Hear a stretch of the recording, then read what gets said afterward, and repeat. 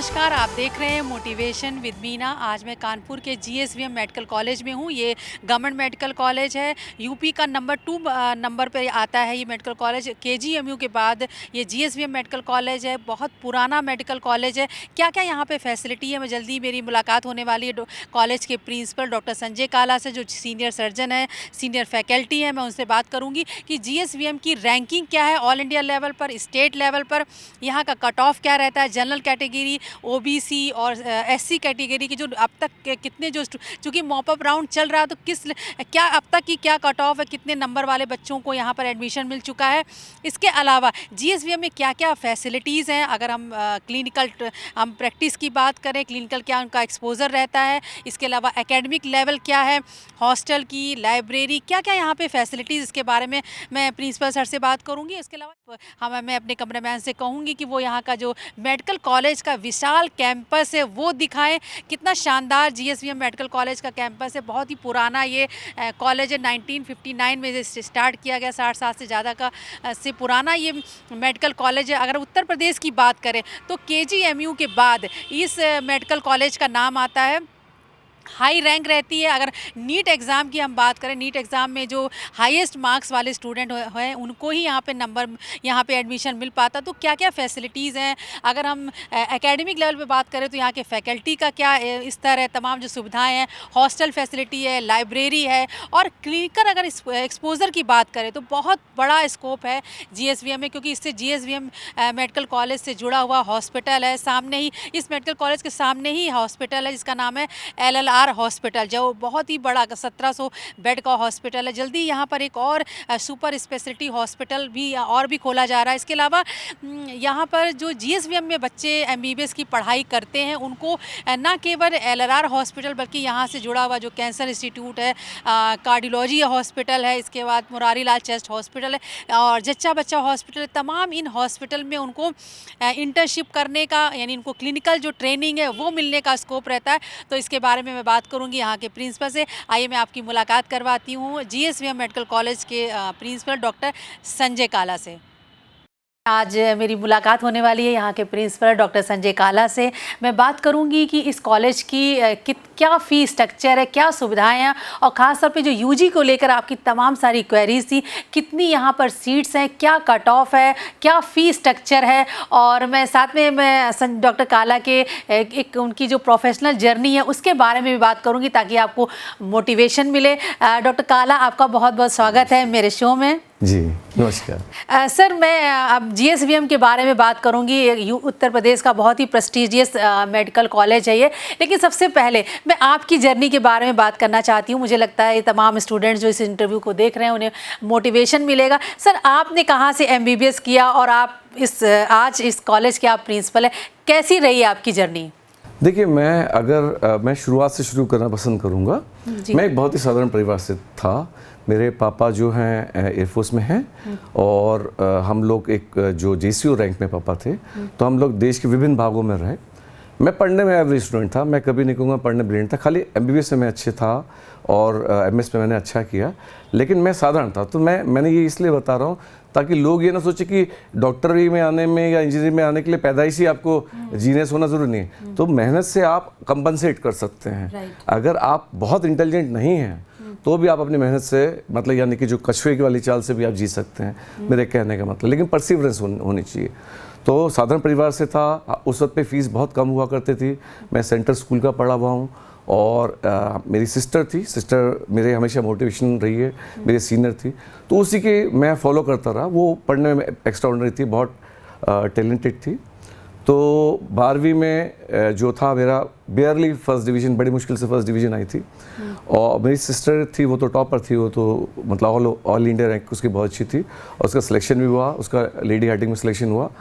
तो उससे देख के मुझे मोटिवेशन मिला कि नहीं, मुझे भी अब डॉक्टर ही बनना है। और एक बार मैं जब क्लास 10th में था तो हमारे टाइम पे, अब तो बंद हो गए, तो रैट डिसेक्शन हो रहा था। तो मैं जब चूहे का डिसेक्शन कर रहा था तो मेरी टीचर ने बोला था कि मिस्टर संजय, आप एक दिन बहुत बड़े सर्जन बनेंगे। अच्छा। ये बात कहीं अंदर अंदर घर कर गई। और फिर सिस्टर का सिलेक्शन हुआ तो उससे मुझे मोटिवेशन मिला और मैंने फिर तैयारी शुरू की, लेकिन मेरे पास में उस वक्त कोचिंग के लिए पैसे नहीं थे। तो मैंने माँ बाप पे बोला, मेरे मम्मी पापा ने बोला कि नहीं हम कहीं से भी लोन लेके कर देंगे। मैंने कहा नहीं, मैं बोझा नहीं बनूंगा आपके ऊपर। मैंने तैयारी की और सेकंड अटेम्प्ट में मेरा सिलेक्शन हुआ और दोनों ऑल इंडिया में भी हुआ। और उस वक्त हमारे पास टाइम पे CPMT होता था, CPMT में सिलेक्शन हुआ। तो मेरा कानपुर और आगरा सिलेक्शन हुआ, लेकिन मैंने आगरा ऑप्ट किया। तो मैं बेसिकली मैंने MBBS आगरा से किया और 5 साल मेरे बड़े अच्छे रहे। मेरे टीचर्स वहाँ आगरा में बहुत अच्छे हैं, SN मेडिकल कॉलेज में। और लेकिन चूंकि पुराना मेडिकल कॉलेज था, देश का दूसरा सबसे पुराना मेडिकल कॉलेज है आगरा, और उसमें काफ़ी सीनियर लोग थे, उनके साथ उनके गाइडेंस में मैंने किया। फिर मैंने PG की तैयारी की। PG में भी हमारा सेकंड बैच था जिसके टाइम पे कंपटीशन स्टार्ट हुआ था। PG में मैंने एम्स, PGI चंडीगढ़ और ऑल इंडिया तीनों मैंने क्वालिफाई किए। लेकिन सर्जरी मुझे ऑल इंडिया के थ्रू मिल रही थी, बहुत अच्छी रैंक थी। इवन हमारे बैच का जो टॉपर था उसका वो मुझसे 100 रैंक पीछे था। तो इसलिए मैं बार बार इम्फेसाइज करता हूँ कि खाली इंटेलिजेंट होना सफिशिएंट नहीं है। इंटेलिजेंट होने के साथ साथ आपको परसिवरेंस चाहिए, लगातार पढ़ाई और लगातार मेहनत ज़्यादा ज़रूरी है बजाय के इंटेलिजेंस के। तो उसी के तहत मेरा फर्स्ट अटेम्प्ट में सिलेक्शन हुआ, तो मैंने IMS BHU ऑप्ट किया। मैंने BHU एक आप जानते हैं सेंट्रल इंस्टीट्यूट है और वो state of the art institute है। तो वहाँ से मैंने सर्जरी में किया और वहाँ के जो टीचर्स हैं एकदम स्टालवर्ट हैं, डॉयन हैं अपने सर्जिकल फील्ड के। तो उनके साथ उनके गाइडेंस में मैंने सर्जरी किया। उसके बाद फिर मैं दिल्ली आया। वहाँ से दिल्ली में मैंने पहले अपोलो में काम किया, कैंसर सर्जरी में 2.5 साल काम किया। उसके बाद मैंने यूरोलॉजी में राममनोहर लोहिया दिल्ली से काम किया। मीनवाइल मैंने MCH की तैयारी स्टार्ट की। ऑल इंडिया में मेरा मतलब 2 बार मेरा सेकंड रैंक आया। टॉपर के 99% थे, मेरे 98% थे। तो मैं 2 बार सेलेक्ट होते होते फिसल गया। तो इसी से मैं ये भी कहना चाहता हूँ कि आपको इसे डिसपॉइंट नहीं होना चाहिए, क्योंकि आज मैं MCH के जो बच्चे हैं उनके एग्ज़ाम लेता हूँ। तो भले ही मुझे MCH नहीं मिली, तो इसलिए कभी कभी जब ईश्वर नहीं चाहता है तो उसको भी आपको एक्सेप्ट करना चाहिए। और ज़िंदगी हार जीत से भी बढ़कर है। खाली आप हार ये ना सोचिए ज़िंदगी हार, अगर आपको कोई एक चीज़ नहीं मिली तो दूसरे का प्रयास करिए। तो मीनवाइल मेरा यहाँ सिलेक्शन 2003 में हो गया। तो और इस दौरान मैंने एम्स में, दिल्ली में और टाटा मेमोरियल इत्यादि जगह पे मैंने ट्रेनिंग ली, छोटी छोटी ढेर सारी ट्रेनिंग ली विभिन्न जगहों में।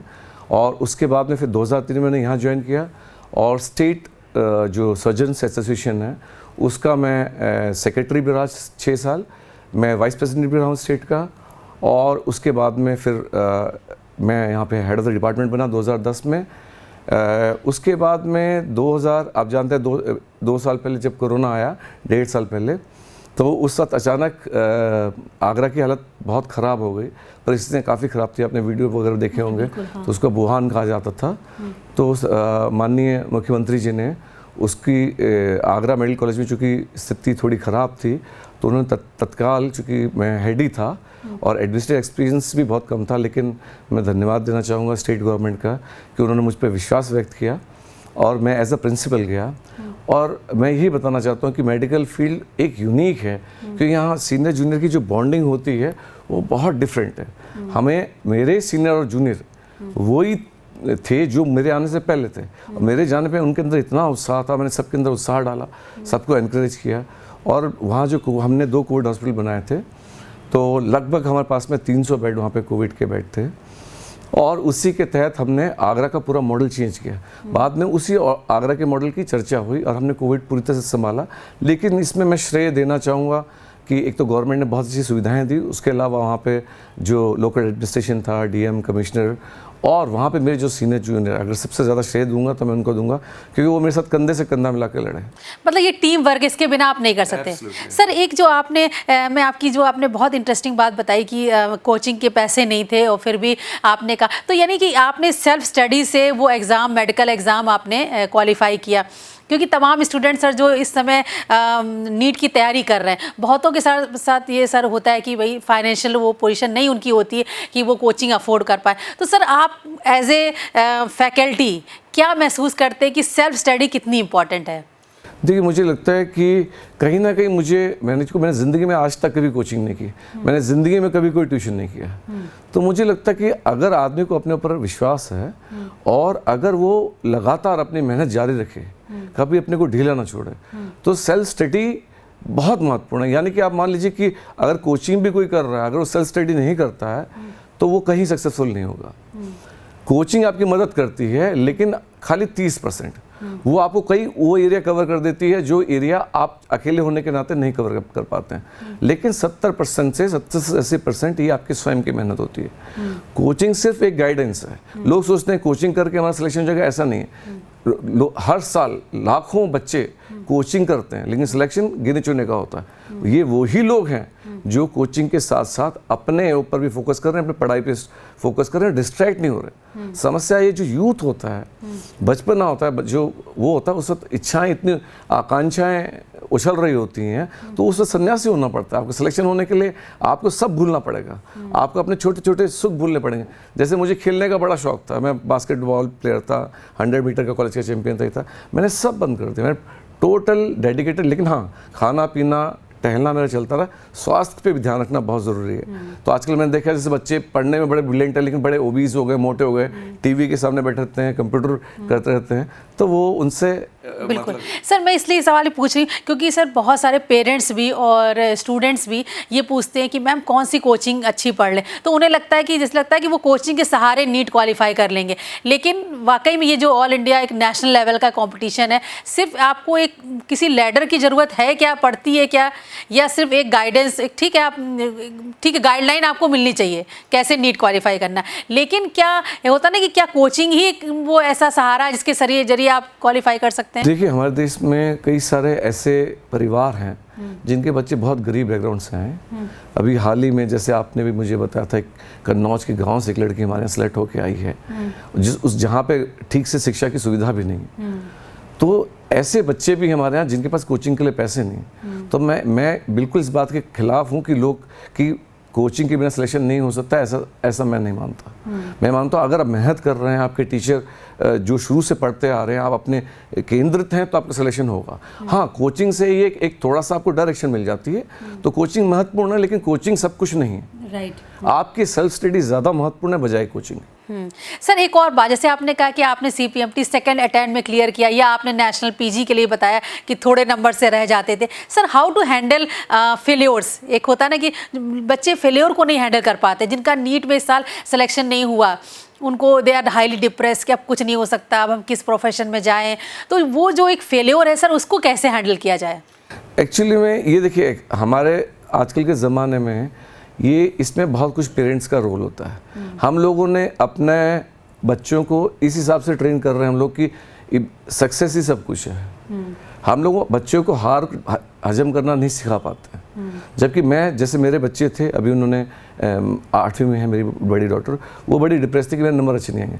मैं इसके साथ घूमा टहला, मैंने कहा मेरे को पूरा विश्वास है तुमने मेहनत की, फल तुम्हारे हाथ में नहीं, वो तो ईश्वर के हाथ में है। तो हमें अपने बच्चों को सिखाना है कि भाई खाली भगवान ने ये नहीं कि अगर आपने डॉक्टर की तैयारी की, डॉक्टर में सिलेक्शन नहीं हुआ तो आपके लिए फील्ड नहीं बची। बहुत अलग फील्ड है, बहुत सारी ऐसी फील्ड हैं जिनमें डॉक्टर से भी ज़्यादा अच्छा स्कोप है, या इंजीनियरिंग या IAS से भी अच्छा स्कोप है।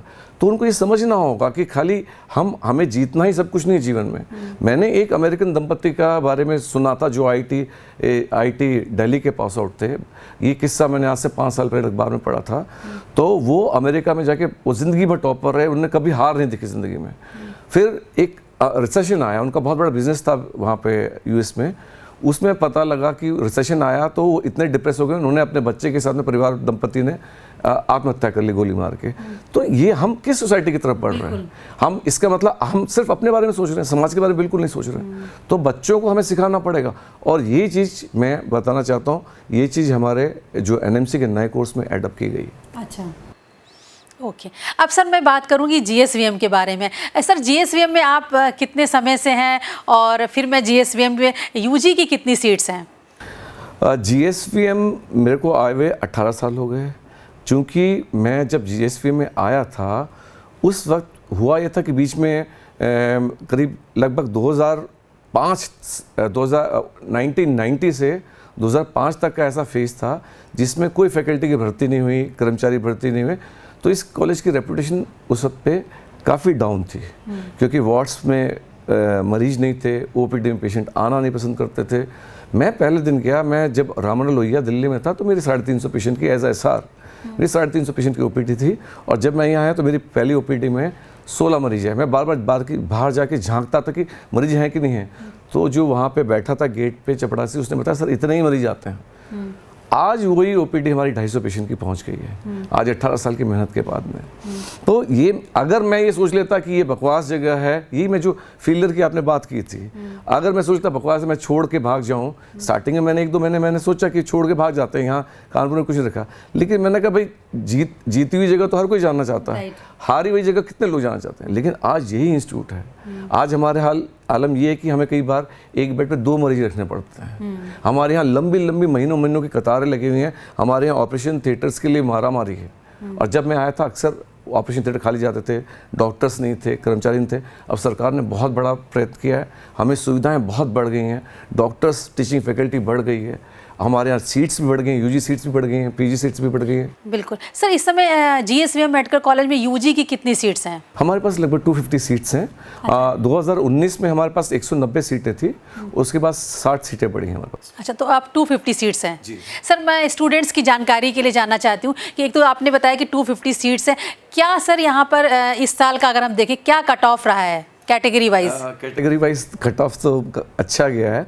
टोटल 700 का जो नंबर 720 नंबर का, हाँ 720 के नंबर में से हमारे यहाँ पे जो है 605 जनरल कैटेगरी में गया है। लोएस्ट की बात कर रहा हूँ मैं, हाईएस्ट की बात नहीं कर रहा, मैं लोएस्ट की बात कर रहा हूँ। 605 नंबर्स टोटल गया है। उसके अलावा हमारे यहाँ पे जो OBC हैं उसमें 580 गया है और SC में 535।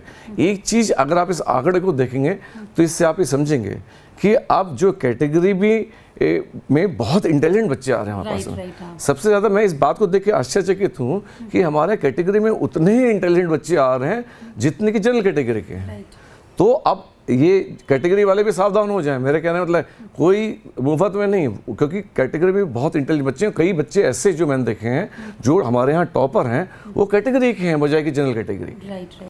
सर दूसरा, जैसे आपने कहा कि इंटेलिजेंट बच्चे आ रहे हैं, सर GSVM की अगर हम कंपेयर करें ऑल इंडिया लेवल पे और यूपी में, क्या GSVM मेडिकल कॉलेज की क्या रैंकिंग है? और जाहिर सी बात है अगर नीट के इतने अच्छे बच्चे चूज़ कर रहे हैं GSVM को, तो यहाँ पर ओवरऑल पढ़ाई का कैसा, एकेडमिक क्या एनवायरनमेंट है? थोड़ा GSVM के बारे में बताएं मुझे। जी देखिए, ऐसा है कि एक्चुअली हमारे यहाँ पे ऑल इंडिया का रैंक में हम गवर्नमेंट ऑफ इंडिया की वेबसाइट पर जाते हैं तो उसमें हमारा जो रैंक है 44वां रैंक है, 44 रैंक है।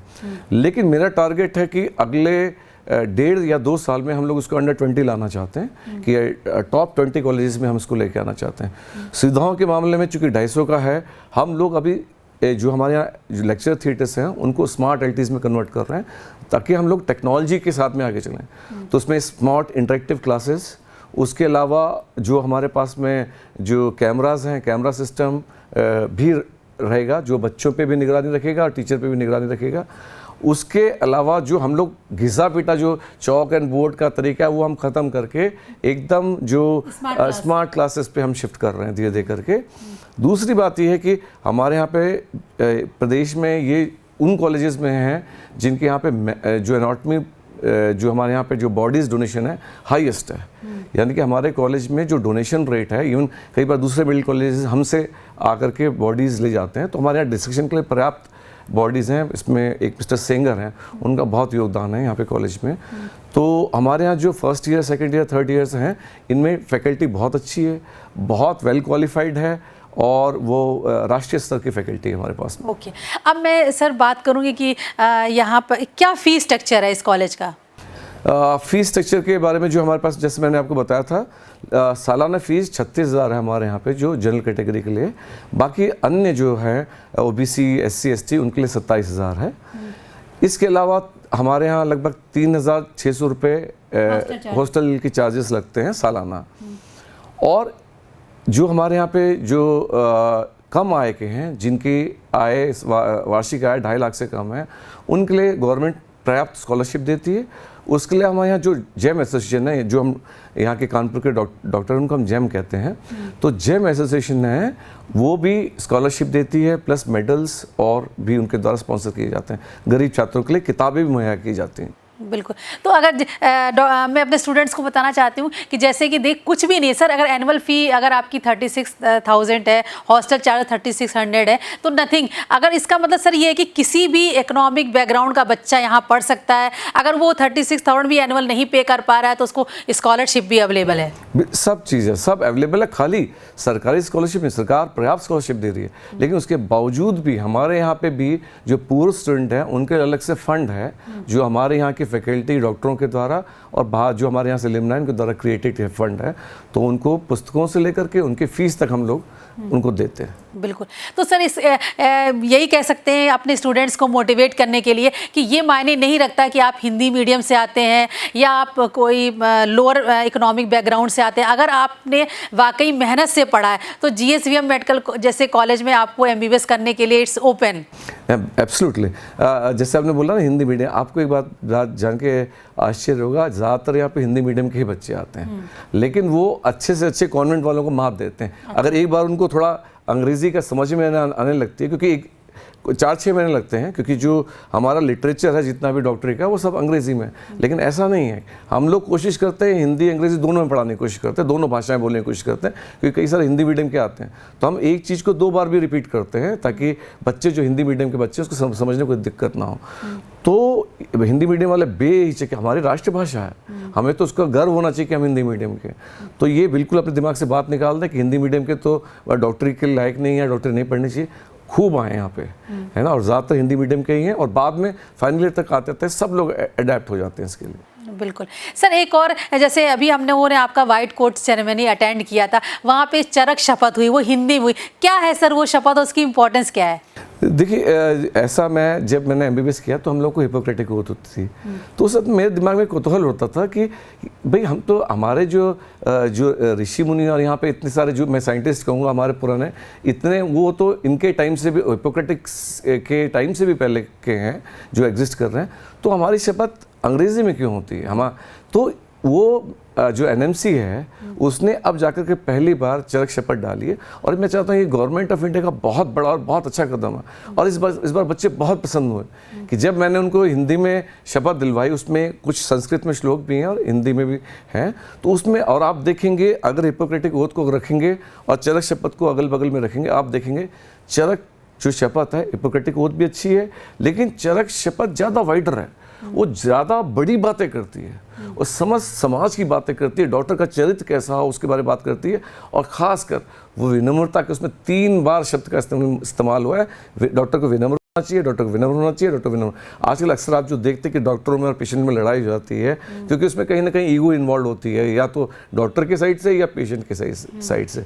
तो ये जो चीज़ है इस चरक शपथ में मैंने स्पेशली पॉइंट आउट की बच्चों के। ओके सर, एक और बात कि जो एमबीबीएस की पढ़ाई यानी मेडिकल फील्ड की पढ़ाई है, आप इस पढ़ाई को कैसे देखते हैं? मतलब एक होता है ना कि सर आपने बीएससी एमएससी किया, बीटेक किया, एमबीए कर लिया, तुरंत आपको जॉब मिल गया, लेकिन जो आपकी भी इतनी लंबी मेडिकल जर्नी रही है आपकी, तो आप इस मेडिकल पढ़ाई को कैसे करते हैं? हमारे स्टूडेंट्स को बताइए कि जो स्टूडेंट इस मेडिकल फील्ड में आना चाहते हैं, क्या है ये मेडिकल की पढ़ाई?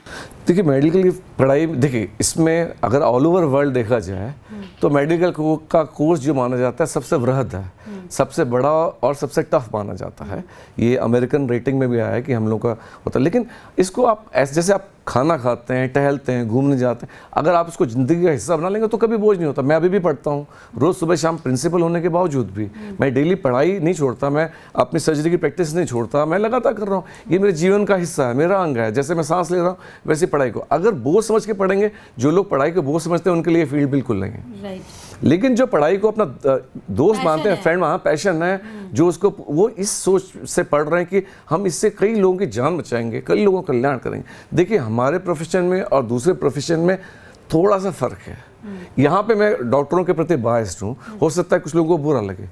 और प्रोफेशन में ऑप्शंस कम है, और प्रोफेशन वाले भी दूसरे का भला कर सकते हैं, लेकिन डॉक्टरी में अगर कोई व्यक्ति चाहे तो उसके पास अच्छा करने का इतना स्कोप है जिसकी कोई हद नहीं है। और भगवान ने उसको, भाई देखो, किसी को जीवन देना डॉक्टर के हाथ में, ऐसे कितने लोग हैं जिसको भगवान ने ऐसी पावर दे रखी है।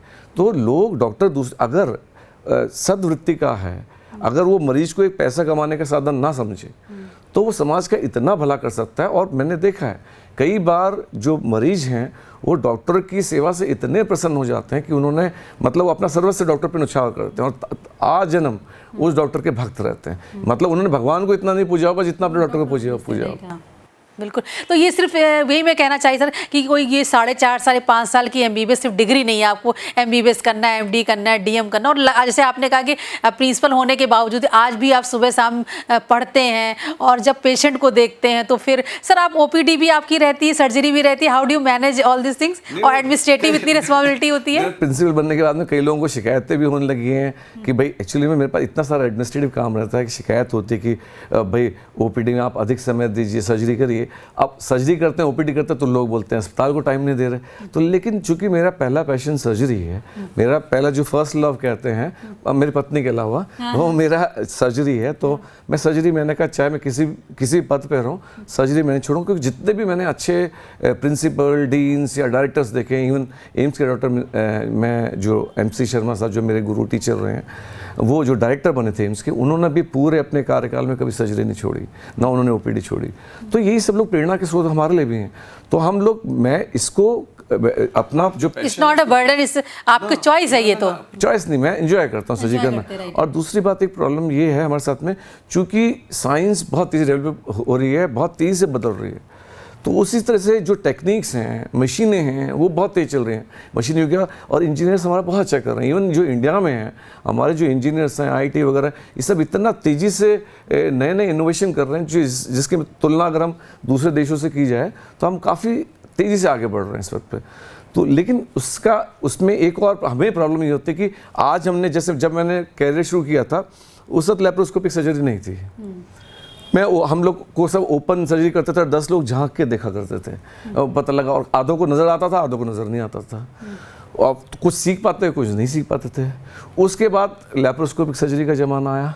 लैप्रोस्कोपी में सब स्क्रीन पे है तो सीखना आसान हो गया, क्योंकि आप जो भी कर रहे हैं एक एक स्टेप जो स्टूडेंट है उसको नज़र आ रहा है, जो टीचर कर रहा है। अब उसके बाद उसका भी एक फर्दर स्टेप आ गया रोबोट्स।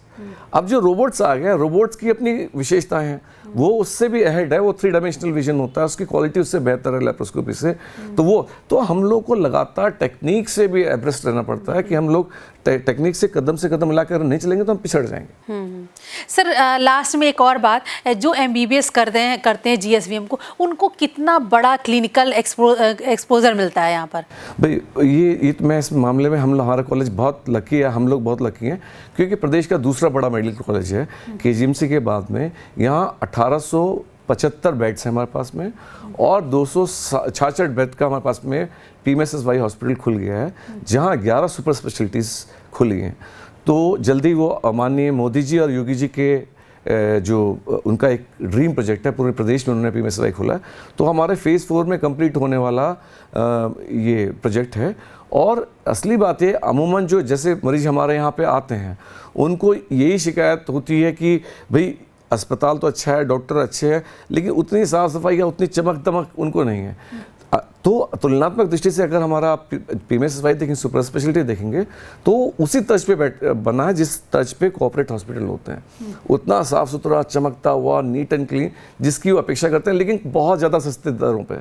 मतलब आप मार्केट में जो सर्जरी की दर है एक ऑपरेशन का है, उससे लगभग आप मान लीजिए 1/5 या 1/6 प्राइस पे यहाँ पे सर्जरी होगी आने वाले। ओके सर, जो आपके यहाँ स्टूडेंट करते हैं, जो MBBS कर रहे हैं, उनको एक तो LRR में भेजते हैं आप इंटर्नशिप वगैरह के लिए, और कहाँ क्या कार्डियोलॉजी में या कैंसर इंस्टीट्यूट में भी भेजते हैं? काफ़ी बड़े क्षेत्रफल में फैला हुआ है, 125 एकड़ में फैला है। हमारे 5 इंस्टीट्यूट्स हैं, जिसमें cardiology, cancer, TB chest, LLR और गायनी, जच्चा बच्चा, पीडियाट्रिक्स, सब अलग अलग है। प्रदेश में इस वक्त में नेनेटोलॉजी हमारा कॉलेज सबसे श्रेष्ठ है। जल्दी ब्लड बैंक के अलावा हमारे यहाँ मिल्क बैंक भी शुरू होने वाला है। अच्छा। तो हम लोग बच्चों का एक्सपोजर इन 5 इंस्टीट्यूट में होता है। मतलब खाली उनका सिमिटेड वही ब्रॉड स्पेशलिटीज़ नहीं, अगर कोई बच्चा चाहे, क्योंकि ये NMC का मैं एक बात आपको ऐड करना चाहूँगा, इस गवर्नमेंट ने बहुत बड़ा कदम लिया है, हमारा पूरा करिकुलम बदल दिया है। इससे हमारे टाइम पे जो पढ़ाई होती थी, हम लोग सिर्फ पढ़ना सीख पाते थे, हम स्किल्स एक्वायर करते थे, लेकिन हमें मॉरल और एथिकल वैल्यूज़ नहीं मिलती थी। क्योंकि बच्चा क्या सीखता था, टीचर आया, बड़ी सी कार में आया, उसने आके टाई कोट पहन करके वो हार्वर्ड से पढ़ के आया है या ब्रिटेन से पढ़ के आया, उसने फर्राटेदार अंग्रेजी में लेक्चर लिया, चला गया, आधा समझ में आया, आधा सिर के ऊपर से चला गया। लेकिन अब ऐसा नहीं है।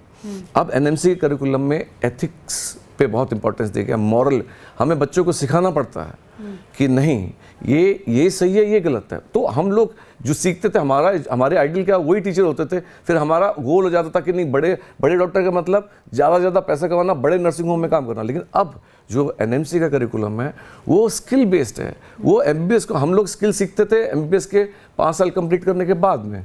अब जो करिकुलम आ रहा है वो पहले डे 1 से बच्चों को स्किल सिखा रहा है कि 5 साल एमबीबीएस बेकार ना हो।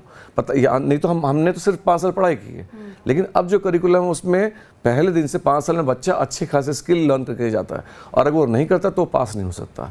और दूसरी बात, हम एथिकल टीचिंग, मॉरल टीचिंग जो पहले यहाँ लैकिंग थी, इसलिए जैसे कि डॉक्टरों के और मरीजों के बीच में अक्सर झगड़े की जड़ जो होता है, मैंने जैसे आपको बताया, ईगो होती है। दोनों की अपनी अपनी ईगो होती है। तो कैसे इनको हैंडल करना, क्योंकि जो मरीज अक्सर परेशानी में आता है हमारे पास में, कोई यहाँ पे सुख में नहीं आता, दुख में आता है। तो कई बार मरीज ऐसे भी तो बड़े उग्र होते हैं, उनको छोटी छोटी चीज़ में डॉक्टरों के दोष नजर आने लगता है। तो ऐसे सिचुएशन को कैसे हैंडल करना, तो ये सब सिखाना। या मान लीजिए किसी अनफॉर्चुनेटली किसी मरीज की डेथ हो गई, उसमें अतिमारदार छोटी सी बातें बहुत उग्र हो जाते हैं, तो उसमें मारपीट पे उतर आते हैं। तो ऐसे सिचुएशन को कैसे हैंडल करना, कैसे डिक्लेयर करना, तो इस सब भी हमारे करिकुलम में इंक्लूड हो गया।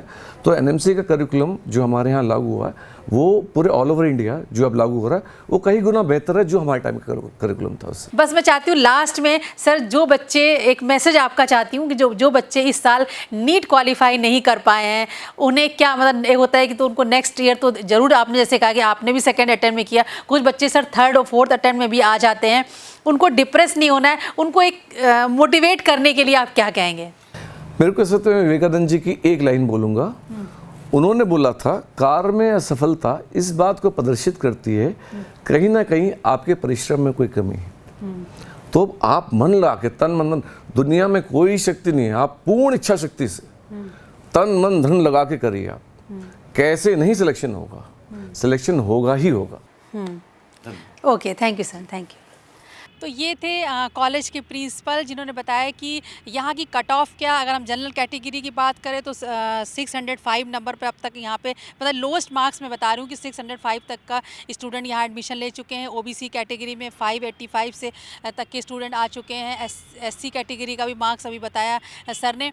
इसके अलावा फ़ीस स्ट्रक्चर की बात करें, बहुत ही नॉमिनल यानी वार्षिक जो एनुअल फ़ीस है, पूरे साल की फ़ीस है वो 36,000 है। हॉस्टल चार्जेस 3600 है। इसमें आपको हॉस्टल, लाइब्रेरी और तमाम फैसिलिटी मिलती है। इसके अलावा अगर कोई बच्चा ये भी फ़ीस अफोर्ड नहीं कर पाता तो यहाँ पे कई तरह की स्कॉलरशिप होती है। अगर वो स्कॉलरशिप आपको, यानी अगर आपके पेरेंट्स की जो एनुअल इनकम है वो 2.5 लाख से कम है, तो आप बिल्कुल यहाँ पे फ्री में भी पढ़ाई कर सकते हैं। और यहाँ का जो विशाल कैंपस है, तमाम सुविधाएँ मैंने आपको दिखाई। और जैसे हिंदी मीडियम को लेकर आपको सवाल था, उसका भी जवाब मिला कि अगर आप हिंदी मीडियम के स्टूडेंट हैं तो कोई प्रॉब्लम नहीं। अगर आप नीट क्वालिफाई करते हैं, इस मेडिकल कॉलेज में आते हैं, इस मेडिकल कॉलेज में, किसी भी मेडिकल कॉलेज में तमाम हिंदी मिक्स और इंग्लिश मिक्स में पढ़ाई होती है। आपको थोड़ा इंप्रूवमेंट करना है, फिजिक्स, केमिस्ट्री और बायो में अच्छी मेहनत करती है। अगर आप नीट क्वालिफाई करते हैं तो आप भी GSVM के स्टूडेंट बन सकते हैं। आप देखते रहिए मोटिवेशन विद मीना।